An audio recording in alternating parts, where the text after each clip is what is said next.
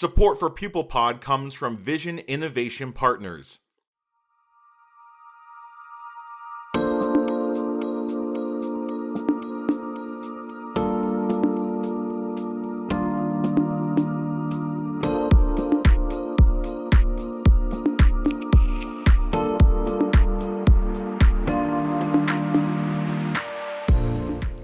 Welcome to the Pupil Pod, where we use clinical cases to guide discussions on board-reviewed topics.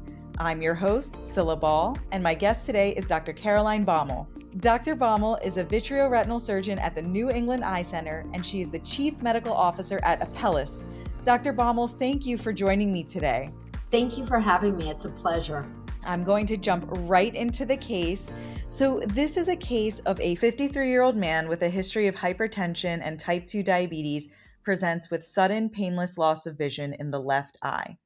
His best corrected visual acuity is 20/20 in the right eye and 2400 in the left eye. On dilated exam, the retina is noted to have an opaque appearance with a cherry red spot. You suspect that the patient has a central retinal artery occlusion. Now, Dr. Baumal, how would you approach this patient with a presumed CRAO? Well, this is one of the medical emergencies that we have in retina. And when a patient comes in with painless vision loss, I really like to think of vascular occlusions in the retina, whether this is arterial or venous. Of course, retinal detachment, or whether there could be some sort of optic neuropathy. Since the patient has a cherry red spot, I would definitely be thinking about a central retinal artery occlusion, or CRAO, as you described. And there's a few things in the history that really speak to me. One is the patient's 53 years old, which is a little bit younger than we usually see for this entity. So I would definitely take a very detailed history from this patient. The patient also has two cardiac risk factors, hypertension and type 2 diabetes. So I delve a little bit into the patient's history of control of blood pressure, how long the patient had been diabetic, what their hemoglobin A1C is, and try to get some information about the control. But there's other things in the history that are important that can help us determine risk factors for CRAO. And this includes smoking, whether there's any history in this patient or family history of hypercoagulability, whether the patient has any risk factors for giant cell arteritis, although based on the patient's age, the patient is a little bit young for this, what medications the patient is on, or had they recently had COVID infection. Also like to ask a little more about cardiac history, whether there's any history of cardiac valve disease, any history of arrhythmia, any other blood disorders, or any recent infections, especially asking about syphilis. It's really important to hone in on a diagnosis of CRAO because this is something that patients who've had a recent CRAO also have a higher incidence of having recent stroke or acute myocardial infarction. So in my hospital, if we see a patient with acute CRAO, we send them to the emergency room and arrange for them to be seen by the stroke service. And I think this is really important for people to be aware of, especially in training, that we want to make sure that these patients are seen by our internal medicine or neurology colleagues so they get the appropriate workup. And this often includes evaluation of the carotid arteries, evaluation of the cardiac system, maybe even in someone at risk to have transesophageal echo or other sorts of imaging to look for cardiac valve abnormalities. I think it's really, really important to make sure that these patients are also aware of the importance of follow-up. And if they don't want to go to the emergency room, that you explain what the risk is for them and document this very well. You know, you're so right. I think I don't want to say that I practice paternalistic medicine because I absolutely do not, and everything is shared decision making. But this is one of those diagnoses where I don't really give them much of an option, and I emphasize the absolute critical importance of going to the emergency room for further evaluation. Before we kind of get into more of the nitty gritty on how we would manage this patient, can you discuss the pathophysiology of a CRAO and kind of what you expect to see on exam and how that might relate to the pathophysiology? When we see these patients with CRAO, and this actually ties in with whether we send our patients to the emergency room, it's important to recognize that the acute event may look a little bit different than the chronic event. So, the pathophysiology typically is related to either an embolus or an atherosclerotic thrombosis at the level of the lamina cribosa, right? And that's consistent with what we learn about stroke and cardiac risk factors in med school. But there are some other causes of central retinal artery occlusion that are important, such as hypotension, compression, and even intraocular pressure related or post surgical related CRO has been described. So it's very important to be aware of these when we see these patients and get a detailed history. The reason why it's so important to consider sending these patients to the emergency room is that this could be the initial presentation, like they could be on the brink of the iceberg for a bigger event. So that's why, especially acutely, we need to consider all of the risk factors. And really, in ophthalmology, we might be limited to determine all of this without having our colleagues weigh in. When I see these patients, in addition to a great clinical exam, I like to look whether there could be an embolus that's visible. And in central retinal artery occlusion, that might not always be visible because the embolus often happens at the level of the lamina cribosa.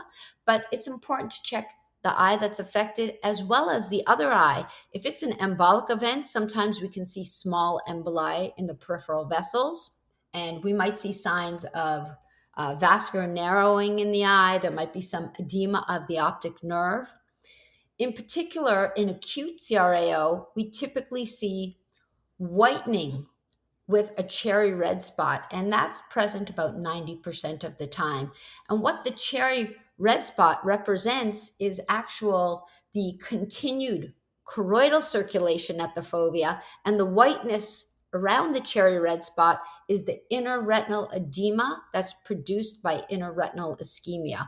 So it gives this very typical sign that can be seen. Sometimes when it's in evolution, it can be a little bit harder to see. It can be almost gray rather than whitening around the red spot. So that's important to note. I trained at Tufts Medical Center, where OCT was really developed in combination with MIT. So we have a lot of experience looking at OCT for retinal ischemia. And typically, since the inner retinal circulation is affected, what we'll see on OCT is inner retinal edema and loss of the reflectance of the retinal layers. And I like to do multiple line scans through the macula, and doing high resolution scans will help to see this. Also, looking at the macular thickness map will help to see that the eye that has the central retinal artery occlusion acutely will be thicker compared to the unaffected eye. So I think OCT is really key. Of course, fluorescein angiography is also the gold standard, but it is possible to make the diagnosis based on clinical and OCT if fluorescein angiography is not available or if there's a contraindication to performing that in a patient. And what fluorescein angiography will show is delayed arterial filling in the acute phase, and it will show whether there's any peripheral ischemia. And that helps to grade what the risk factor is for the future. And, this brings up the future. What is the future for these patients? Unfortunately, the retina tolerates very little ischemic insult before it becomes permanent. And there were experimental studies done in primates that showed after about 90 minutes to 110 minutes, the retina ischemia can be permanent in the ganglion cell layer without recovery. So I think based on this, When we see these patients, and this really goes for all sorts of emergencies that we see in retina and other parts of the eye, patients always want to know, what will my outcome be? And I think in central retinal artery occlusion, the outcome is typically limited. There are some exceptions always to the rule, but that is because often by the time we see these patients, the ischemia is imperfect, and we do not have a great way to reverse the etiology of the event. We'll talk a little bit more about how you counsel patients for their long term outcomes, but what about some of the patients that come in and have overall relatively preserved macular vision? Why do some patients have that preserved macular vision? Can you explain a little bit about the anatomy behind that? This is one area where fluorescein angiography can be especially helpful, although examination can help show that sometimes patients have what's called a cilio-retinal artery. And this blood vessel may branch off and compensate for the ischemic event. So a patent cilio-retinal artery may give some preserve perfusion and preserve some of the macular function. Now, even if that's the case, the patient has this, they still will have surrounding damage from the central retinal artery occlusion. So they'll have a very, very small preserved central island of vision. And there are classifications of retinal artery occlusion that are depend on whether it is central retinal artery occlusion or branch retinal artery occlusion. The other way to classify it is whether there is a preserved cilio-retinal artery or not. And of course, and the other way to describe a central retinal artery occlusion is whether it is related to arteritic or non-arteritic. And this is an important thing to think of, especially in older patients.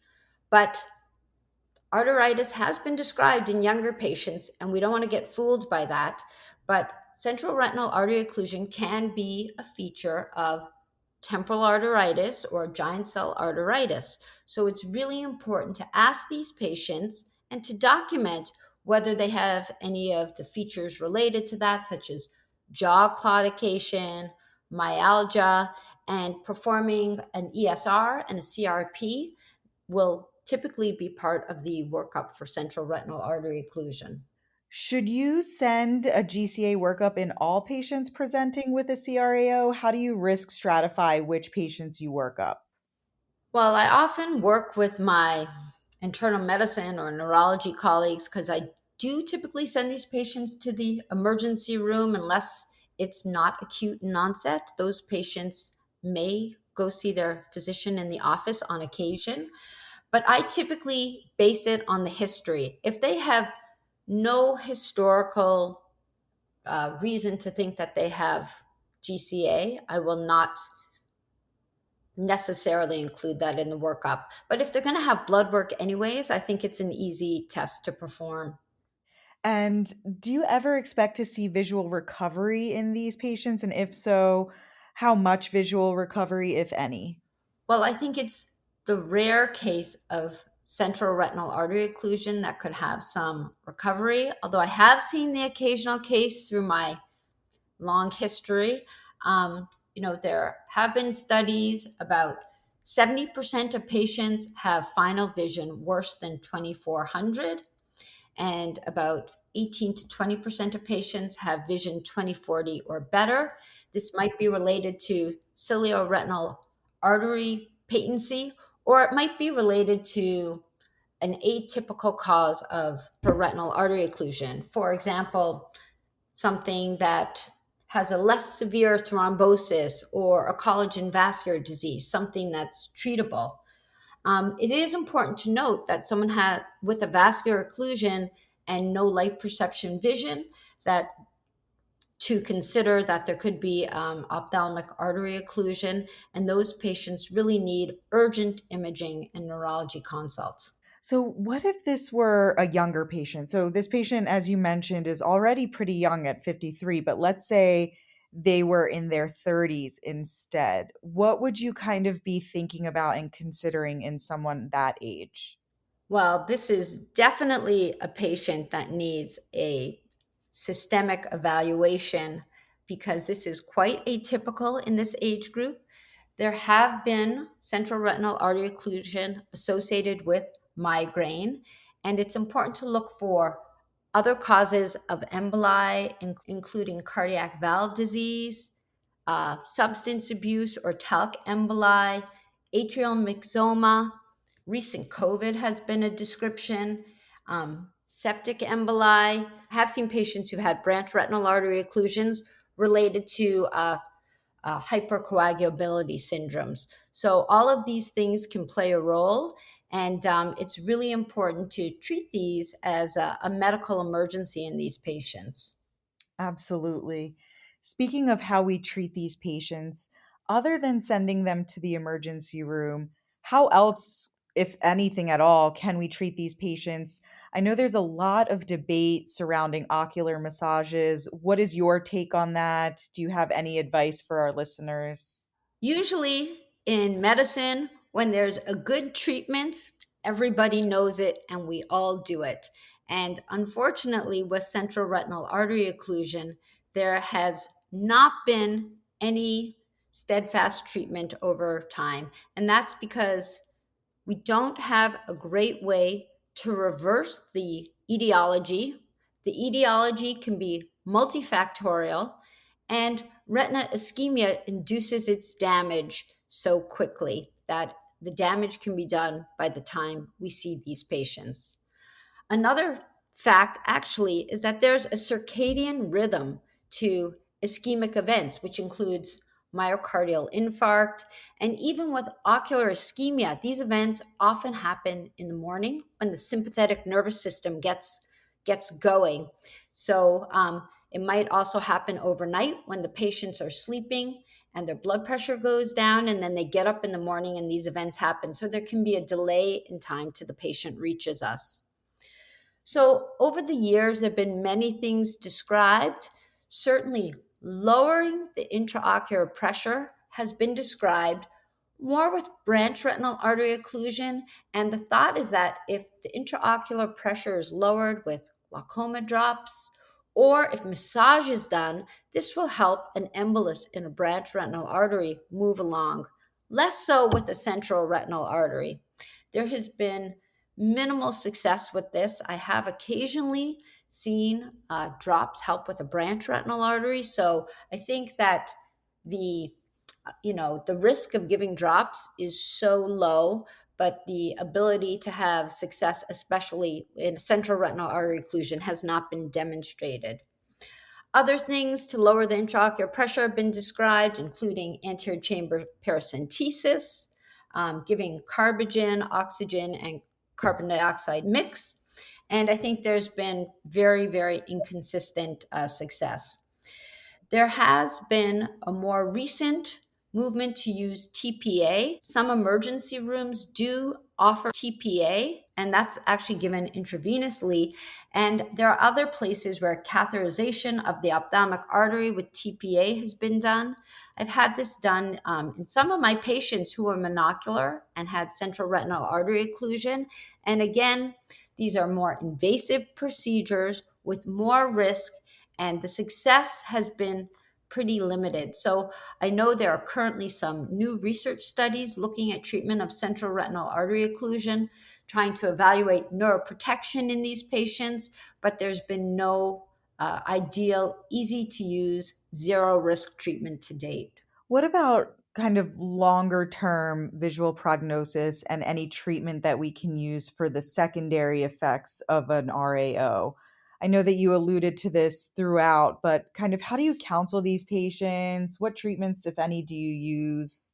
Well, it's always when we break this news to patients that they might have limited visual return after this event, especially in a patient who's got count fingers or worse vision, they often ask, why should I come back if there's not much that you can do for this eye?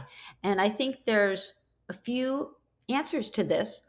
One is to follow you for emboli or, whether something ischemic could happen to the other eye, right? Obviously, we want to watch that eye very closely.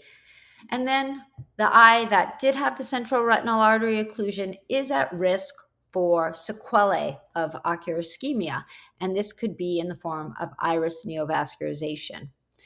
Now, iris neovascularization also happens in central retinal vein occlusion, actually at a higher frequency, but we still need to watch for it in central retinal artery occlusion. And it happens in about 18% of eyes. It can happen within the first 3 months after an acute central retinal artery occlusion. And usually with it, the average time is 4 to 5 weeks after the event. If this event does happen, the options for treatment include pan-retinal laser treatment or anti-VEGF treatment. But I think in view of the fact that anti-VEGF treatment often needs to be repeated, I would probably, in most patients, opt for pan-retinal laser treatment as a more permanent treatment if they can tolerate it.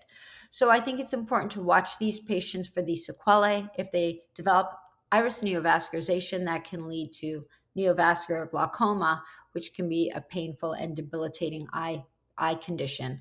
And of course, in any patient who loses vision in one eye, it's always important to counsel them on monocular precautions, to use polycarbonate lenses, and to appropriately counsel them for any sports that they do that are potential for eye injury.